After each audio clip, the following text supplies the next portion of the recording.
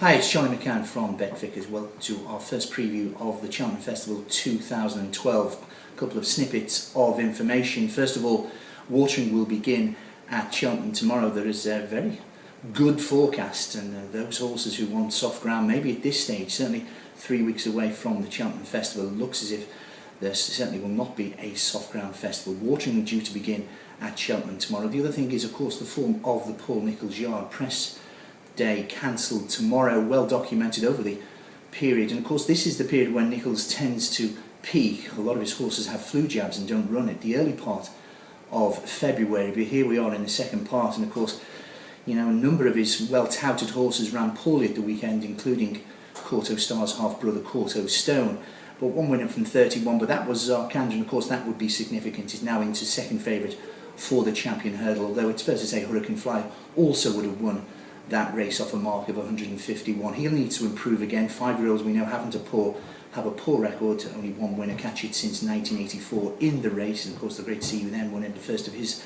3 champion hurdles in 1984.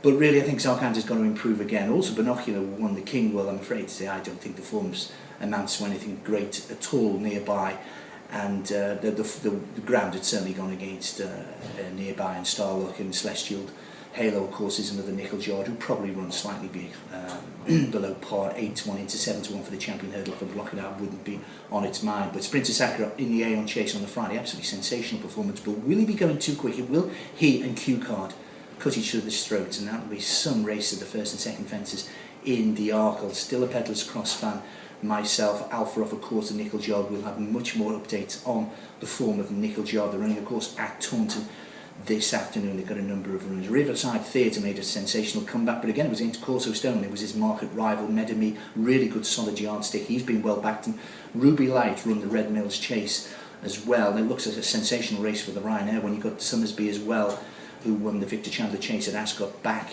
in the end of January. Also in this race, it really does look a championship race on this occasion. Do look out for a couple of snippets for the weekend. Cannington Brook, if you're thinking of backing that for the Racing Plus Chase on Saturday, do just watch those bets, because there's a possibility that he won't run. He's been up £15 in the handicap this morning by the official handicap. He'll of course run with a £5 penalty, so you could argue he was £10 well in, but he really does need soft ground to be seen at his best.